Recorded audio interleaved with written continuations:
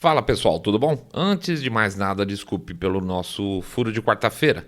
Quem acompanha a gente, pelo menos no Twitter ou Facebook, a gente avisou. Estamos aí de mudança de casa e na quarta-feira foi o dia do desmonte nosso final lá. Então, duas desculpas na verdade.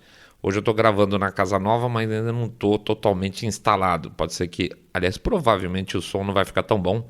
Certamente vai ter algum eco aí meio chato. Mas vamos para frente, né? Não tem o que fazer por enquanto. Vamos lá. O ponto é que não tem como não dizer que nós estamos vivendo aí num período complicado. Não estou falando nem de crise financeira, tá? Crises foram muitas. E eu mesmo, ainda pequeno, peguei a crise de 73, a crise do petróleo. E por incrível que pareça, mesmo sendo menino, eu me lembro como as coisas ficaram meio complicadas, até porque meu pai era um cara que sempre está falando de dinheiro. Ah, dinheiro está difícil, aquela coisa toda. Então, desde que eu conheço por gente, tem alguém falando dinheiro na minha orelha. Aí a gente teve aquele período todo de hiperinflação aqui no Brasil, depois aqueles planos econômicos medonhos, teve o estouro da bolha da internet, exatamente no ano que a gente abriu a nossa empresa, que trabalha com marketing digital. Depois teve crise dos mercados 2008, depois teve Dilma, ou seja, estamos habituados aí com crises financeiras. O que a gente nunca atravessou foi uma crise comportamental, acho que é assim que eu vou falar. Eu, pessoalmente, sempre acompanhei política local quando era mais novo, agora nem tanto. Para vocês terem uma ideia, quando eu estudei engenharia, lá atrás, antes de ser publicitário, eu era diretor cultural de um centro acadêmico. É verdade. Eu nunca fui culturete, mas era o cargo que sobrou e eu fazia parte da chapa, né? Então me deram esse cargo. A minha missão na época, então, foi criar um jornal decente para minha faculdade.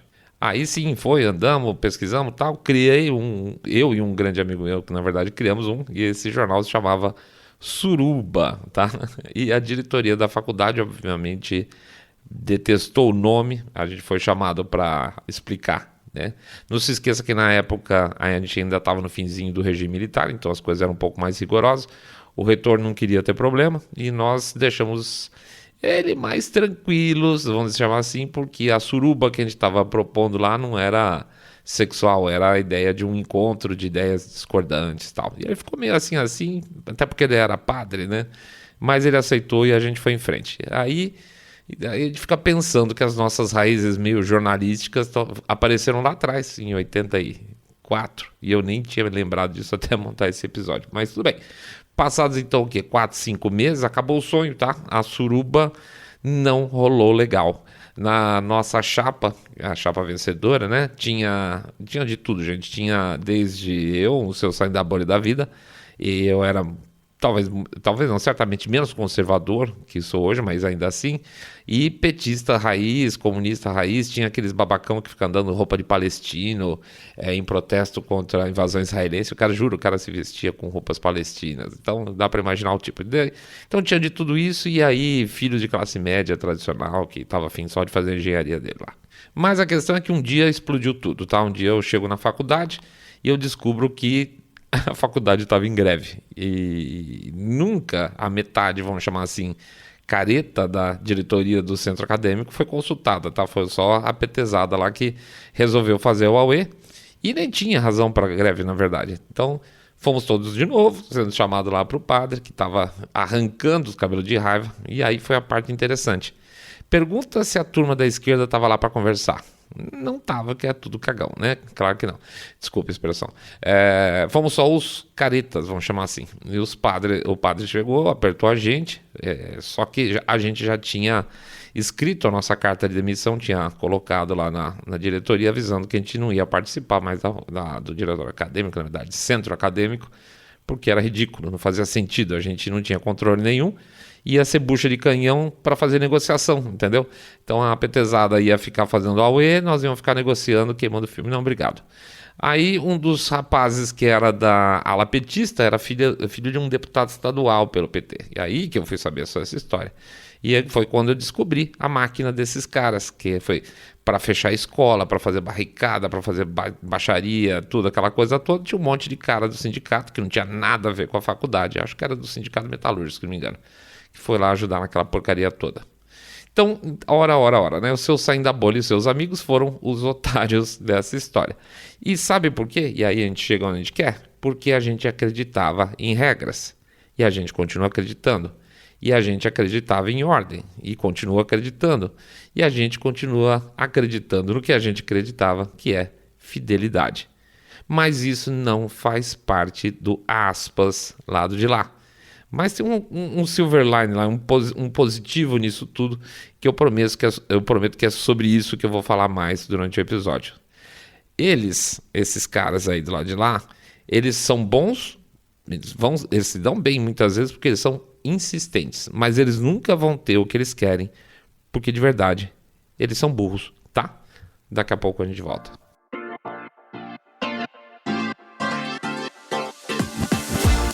Saindo da bolha. Menos notícia, mais informação para você.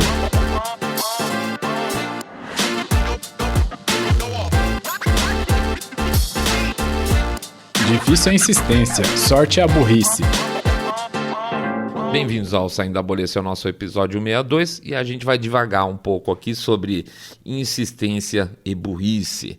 Antes de mais nada, a gente vai fazer o nosso jabacito expresso, pedindo para vocês entrarem no nosso site lá no www.saindabolha.com.br e clicar no botão follow ou seguir a gente nas plataformas de divulgação de podcast, tipo Spotify.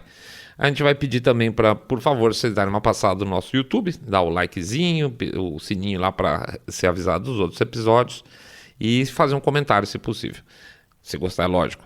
Pede também para dar uma passada lá no nosso site, o treleiro.com.br, www.treleiro.com.br, onde a gente tem o nosso e-book lá que está ofertado, em que a gente dá algumas dicas, conta para vocês, na verdade, a nossa estrutura de pensamento para captação de informações para gerar o podcast, para aproveitar a mídia tradicional sem precisar ficar acreditando no que está escrito lá integralmente, como filtrar o que presta e o que não presta. Esse é o nosso sistema e a gente está dividindo aí com vocês. Então, lembrando, o site é www.treleiro.com.br. E finalmente a gente fala do nosso Pix, claro. O nosso Pix, que é o que movimenta o dia a dia da gente, além do Apoia-se, onde tem gente que também faz as suas contribuições. A gente tem perfil lá no Apoia-se, né? apoia.se. Mas o Pixel é onde é o dia a dia da coisa, onde o giro da coisa acontece. A gente agradece muito a participação sempre de todo mundo. O código fica lá do nosso Pix, fica lá nas nossas postagens, quando a gente tem um episódio novo. E o QR Code fica no YouTube, tá? E eu não vou deixar de falar que é 1, 2, 5, 10 milhões de reais pingado não é seco. Tudo ajuda a minha gente. E também, obviamente, R$1 por episódio. R$1 por episódio ajuda para caramba, tá bom? Tudo feito, tudo falado, tudo contado. Vamos pra frente, vida que segue. Por que o PCO não choca a gente? Essa história que eu contei aí para trás de vocês aconteceu em 84, tá? Praticamente o último ano do Figueiredo, presidente Figueiredo. Ele saiu no início de 85. E isso é importante, que mostra como esse processo de desconstrução é antigo, tá? Já dentro do próprio período nosso aqui no Brasil, regime militar, esse processo de desconstrução já vem acontecendo. Na minha experiência pessoal, que é isso que eu conto para vocês, isso aí já tem mais de 40 anos, né? 84, não, vai fazer 40 anos agora em 2024, mas tá aí, tá na boca.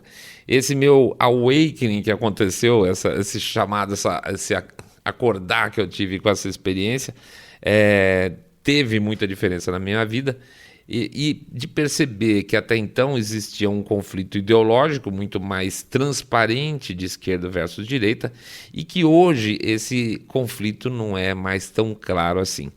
A esquerda ideológica, vamos dizer assim, está aí representada pelo PCO, né? Os PCOs da vida, tem outros parecidos aí com ele, mas são poucos e pequenininhos. E a esquerda, vamos dizer assim, do chamado progressismo, acabou engolindo o restante da esquerda propriamente dita por meio de um discurso identitário, interseccional progressista. Veja que é uma esquerda pseudo-limpinha, que não tem nenhuma afinidade com a população mais pobre e, por incrível que pareça, com as necessidades das chamadas minorias que eles juram que eles defendem. Não é uma esquerda que dependa de sindicatos para parar a fábrica e lutar por salários e fazer a revolução do proletariado, mas para fazer greves e movimentos eminentemente políticos, né, para prejudicar o oponente. A desculpa vai ser sempre a mesma, né? A luta, entre aspas, é sempre a mesma, mas é mentira, os objetivos não são. Da greve da minha faculdade para cá e até antes, certamente o ambiente acadêmico já estava sendo aí corroído na sua diversidade verdadeira e passou a ter como único foco a venda de um discurso divisivo. Com o passar do tempo foi sendo esparramado aí, a turma vai saindo da faculdade, vai indo para o mercado de trabalho, professores, publicitários, advogados, profissionais de recursos humanos. Aí pontos chaves da economia passaram a ficar na mão de um público cada vez mais doutrinado, não mais pensando na melhoria de qualidade de saúde, educação, distribuição de água, esgoto, segurança, desenvolvimento financeiro, trabalho. Esquece tudo isso. Esses seriam os papéis que talvez pudesse se esperar do Estado e que aí essa turma da esquerda tivesse preocupada, mas isso morreu. Isso basicamente você não vê esse tipo de discussão mais quando se fala em progressista, esquerda progressista, né? Esse é um discurso, vamos dizer, esse discurso woke que tem atualmente, ele serve só para agradar essa turminha que vai saindo das faculdades totalmente distantes da percepção de necessidade da população, porque eles vivem na sua bolhazinha lá de classe média, média alta, que fica tentando, na verdade, interferir na forma com que a sociedade deve funcionar e está pouco se lascando para a vida das pessoas de fato. Aí os partidos roots da vida, como o PCO, apesar ainda apoia o Lula, né? Eles funcionam com as engrenagens antigas da esquerda. Talvez, vamos dizer o seguinte, vamos lá, mas se eu sair da bolha, será que o PCO não está atacando o STF e sendo punido pelo STF só para fingir um equilíbrio, ou seja, fingir que o Supremo também ataca visões que não sejam exclusivamente conservadoras? Pode ser, gente, tudo pode ser. Na nossa opinião, se vocês querem, não. A gente realmente acredita que dentro desses grupos aí mais roots existem os vermelhinhos que acreditam na revolução do proletariado, que vê o Lula como sindicalista capaz de mudar o Brasil, tá? A gente acredita realmente. O grande erro dessa turma, PCOs e afins, é de não ver que as agremiações de esquerda, no geral, dentro delas, eles estão isolados, porque a esquerda atual é totalmente corporativa e que essa turma quer subir para o poder e, obviamente, não sair mais de lá por meio de uma aliança aí com empresários que desejam seus próximos campeões nacionais, né? É como se fosse um microcosmo, tá? Assim como tem a mega elite do Fórum Mundial amarrando o bigode aí com os líderes ocidentais, tem aqui no Brasil, sei lá, a XP da vida com plano semelhante na hora que ela se associa com Lula e demais carinhas de esquerda. O objetivo é o mesmo, que muda, na verdade, é a escala, é o tamanho da coisa. Então o PCO acredita ainda na luta contra o patrão e o resto da esquerda quer que eles sejam amigos, exatamente pelos interesses em comum. Eles querem mandar, né? Essa turma quer mandar. Tanto faz se existe alta concentração de banco, tanto faz se for pegar dinheiro do público, né, do BNDES, dar de presente para transformar uma empresa em uma das maiores produtoras de proteína animal do mundo. O que importa para essa turma é a troca de favores que pode funcionar positivamente para os dois lados, se eles estiverem, obviamente, no poder. Por que o plano é complicado? O plano é complicado porque ele só é passível de ser muito bem vendido a uma parte da população. Eles não conseguem vender esse plano de poder para a população como um todo. Não dá, tá? Mas para que ele funcione bem mesmo, realmente seja colocado em prática, a maior parte da população, vamos dizer, que compre essa ideia de proteção do grande Estado com as grandes corporações, tem que estar, essa turma que acredita nessa história tem que estar a favor de esmagar uma minoria discordante. A gente sempre é muito reticente de chamar isso de esquerda por essa razão, tá? Por um lado, sim, o discurso é de esquerda, a visão coletivista, né? Mas só a visão coletivista é como se fosse definir uma parte pelo todo. O fato de ser coletivista não quer dizer que apenas por isso é de esquerda ou comunista, por exemplo. Então, É mais fácil de definir assim, a gente mesmo faz isso com alguma frequência, mas quase como uma licença para não ter que falar toda hora. A gente está chamando de esquerda, mas não é esquerda exatamente, tá?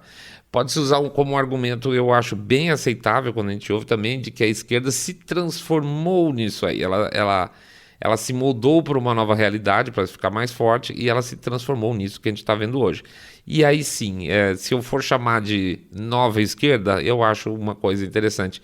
É uma esquerda que não tem discurso popular e que de verdade não está interessada mais em causas sociais reais.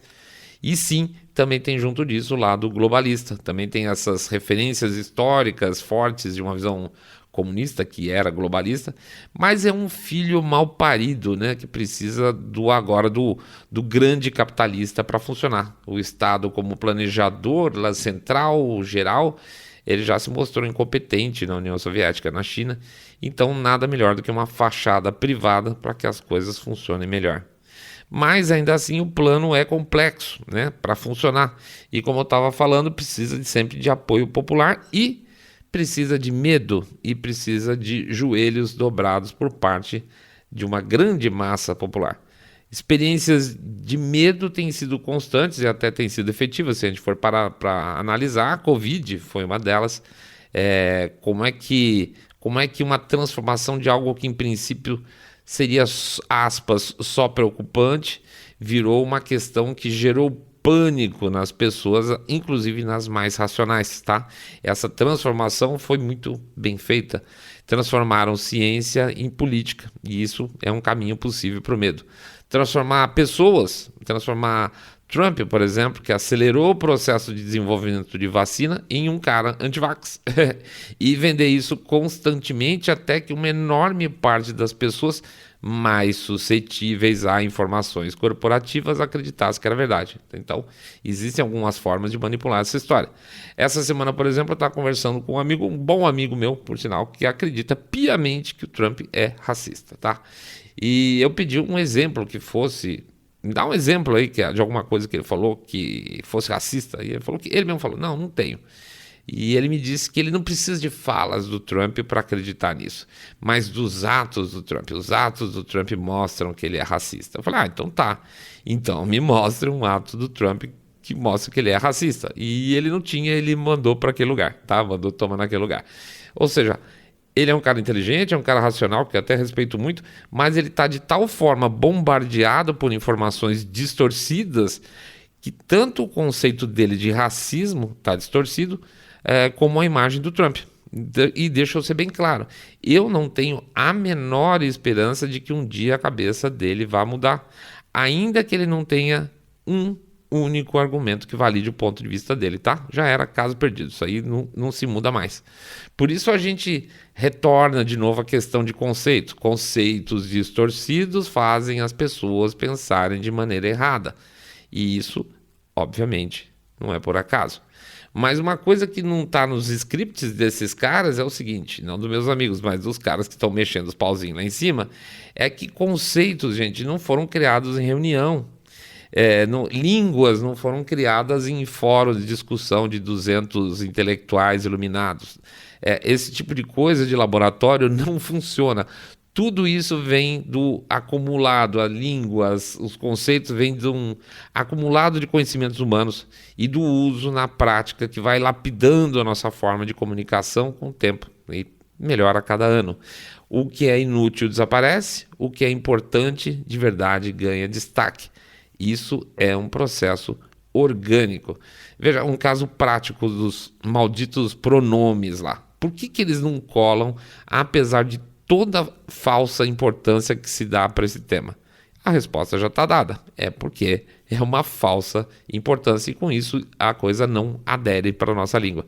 Se fosse importante, ia aderir, não ia ter o que fazer, mas não é importante. Essa semana eu recebi um gráfico aqui, inclusive, muito interessante. Os progressistas americanos inventaram essa bobagem de não chamar mais os latinos de latinos, agora são Latinx, né? Tem o X no lugar do O, Latinx. E é bem engraçado porque não faz o menor sentido. No inglês não existe essa concordância de gênero latino, latina que a gente tem, é Latin, né? Então, como tudo que esses caras colocam a mão sai bobagem, eles querem eliminar o gênero da palavra latino. Mas isso só faria sentido se eles mudassem não só o espanhol, coisa que pareça, mas todas as línguas neolatinas, tá? Não adianta você simplesmente trocar uma palavra e toda a língua, aliás, todas as línguas neolatinas continuarem fazendo concordância de gênero. Isso nunca vai acontecer. Então, vocês percebem a prepotência dessa turma. Eles acham que eles podem pegar as línguas latinas e colocarem em conformidade com as ideias deles, tá? Aí vem aquele monte de cabeça de bagre aqui no Brasil, compra essa bobagem e começa com a história de amigues, formandes, etc. Tal. Isso é importação de bobagem de baixa qualidade, tá? Muito bem, então eles fizeram essa força para essa situação do Latinx e vem fazendo já faz algum tempo para ver se consegue colar essa história e a percepção clara é que isso não vem colado. Mas o bom dessa história toda é que fizeram uma pesquisa. E aliás, um parênteses aqui, eu adoro os americanos porque eles fazem pesquisa para tudo, né? Muito bem, eles foram ver essa questão do Latinx, como é que era visto dentro da comunidade latina, horas, porque isso é o que importa, né? A opinião de um bando de branquelo, snowflake que mora no porão do pai, que não tem o menor contato com a realidade do mundo, é totalmente relevante. Só faz sentido se os latinos ou latinex colassem, aceitassem essa expressão e passassem a utilizar para eles mesmos. Senão, é uma coisa que vem de fora para dentro, certo? É simplesmente brancos idiotas chamando latinos de latinex. Não funciona para nada. Então, aí vem os números para vocês dessa pesquisa. 76% da comunidade latina nunca sequer ouviu falar dessa bobagem. 76% da comunidade americana latina. O que é isso? E dos 24 que já ouviram falar, 21% em números absolutos não usam e não acham que vão usar. É o de sempre, então. 3% é uma franja radical, barulhenta, que quer fazer parecer que se trata de algo importante e inclusivo, mas, a bem da verdade, é uma enorme baboseira desconectada da realidade. 3%. Então, se você jogar esse dado dentro da ideia do, aspas, plano, se tem uma noção muito clara de como é difícil você distorcer a realidade até a raiz das coisas. Você consegue distorcer a realidade numa notícia, talvez aí alguns conceitos básicos iniciais, mas na raiz é muito difícil que você mexa as coisas. Você pode vender que, por exemplo, existe um tratamento diferente por etnias, você pode dizer que existam problemas entre homens e mulheres, beleza, mas você não vai conseguir juntar isso tudo e criar um conceito novo, uma palavra nova que queira fazer parecer que toda a população latino-americana, que hoje é a segunda maior etnia lá nos Estados Unidos, se importa com uma bobagem desse calibre. Por que eles são burros? A resposta para isso é a seguinte: eles são burros porque para que eles possam fazer a coisa funcionar, eles estão tendo que apertar cada vez mais o parafuso. Para o homem ser mal, não adianta mais falar que o homem é mal, porque não existe 100% das pessoas concordando que todos os homens são maus. Para o homem ser mal, ele tem que se tornar homem, né? Ele tem que se tornar um estuprador potencial. Lembraram, gente, inclusive, dessa expressão no YouTube essa semana. E aí a gente pensa, sério, vocês homens que estão ouvindo a gente, vocês se consideram estupradores potenciais? Seus pais foram estupradores potenciais? Será que a pessoa que fala isso acha que o pai, o irmão, o filho dela, o marido dela é um estuprador profissional, ótimo, potencial? Não é possível um negócio desse. Não dá para acreditar que a pessoa pense isso de maneira racional e que leve isso a sério. Então é basicamente mambo-jambo da boca para fora. Então você tem que amplificar para o cara. Não adianta ele ser mau, ele tem que ser um estuprador potencial. Para que uma comunidade trans tenha o espaço desejado, estão tendo que o quê? Destruir conceitos de mulheres e até de gays cis, que a gente já fez 2 programas sobre isso. Para que o racismo funcione de acordo com o conceito proposto por essa turma, para fazer sentido, Todos têm que ser racistas, mesmo que não sejam. Inclusive, boa parte da comunidade negra também tem que ser racista. Então, essa rosca está sendo apertada além do possível e do aceitável. E as pessoas estão falando, que porra é essa? Isso aqui está muito louco. O grande bolo woke que tem que crescer de tal forma que não tem fermento suficiente para isso. E só tem duas saídas para isso aí no final. Ou todo mundo está errado, certo? E quando todo mundo está errado, todo mundo é mal, todo mundo é perverso, só existe uma chance, a chance é de nada estar errado, nem todos são perversos ou maus, certo? Ou todos os grupos de gêneros, étnicos ou diferenças características físicas, gordos, deficientes, etc., qualquer coisa, todos esses grupos vão invariavelmente começar a atritar entre si, e isso já começou. Pior ainda, as ideias vão ter que se radicalizar ainda mais de tal forma que o processo de rejeição vai se amplificando a ponto de chocar com todos aqueles que não são convertidos por esse dogma. É como o argumento lá do político que chama todo mundo que não vota nele de idiota até os dias das eleições e depois vai ter que pedir para aqueles que ele chamou de idiota que votem nele. E não vai ser eleito, é claro, né? É mais ou menos o princípio. Você vai chamar todo mundo de racista, de idiota, de machista, de transfóbico e depois falar, mas venha ser meu amigo. Não vai ter amigo, né? A candidata, por exemplo, vou dar um caso agora que aconteceu. Candidata republicana Mayra Flores. Ela acabou de dar um susto nos democratas lá no Texas. O que ela fez? Ela foi eleita como a primeira republicana em uma eleição especial do chamado Distrito 34, que tem sido aí nos últimos muitos anos um território 100% democrata. É uma região litorânea ali do Texas que faz divisa com o México. Pois então, como é que uma região onde explodem latinos em quantidade, dessa vez deu vitória para um republicano, se teoricamente os latinos votam sempre democrata? Pois é, né? Eles são sempre democratas? Não mesmo. E eles estão percebendo que não mesmo. E a tal da Mayra mesmo já foi do Partido Democrata e ela disse que ficou com o saco cheio de como nacionalmente, ou seja, ideologicamente, o partido trata o público. Basicamente, o que eles fazem? Aquilo que ele falou. Eles pedem votos, juram proteger as minorias e no final dão as costas exatamente para os valores da população latina. Os democratas dão as costas para os valores da população latina, que é o quê? Trabalho, família, segurança, né? É isso. Até que enfim. Então aí os latinos estão fazendo também o renascimento, o ressurgir deles, percebendo que não faz nenhum sentido A com B. Hoje não faz mais. E a Mayra, então, é um furo a mais nesse dique aí do avanço progressista, o tal do awakening, o despertar, né? O plano, de maneira geral, não vai funcionar com um Congresso e um Senado republicano. Não rola.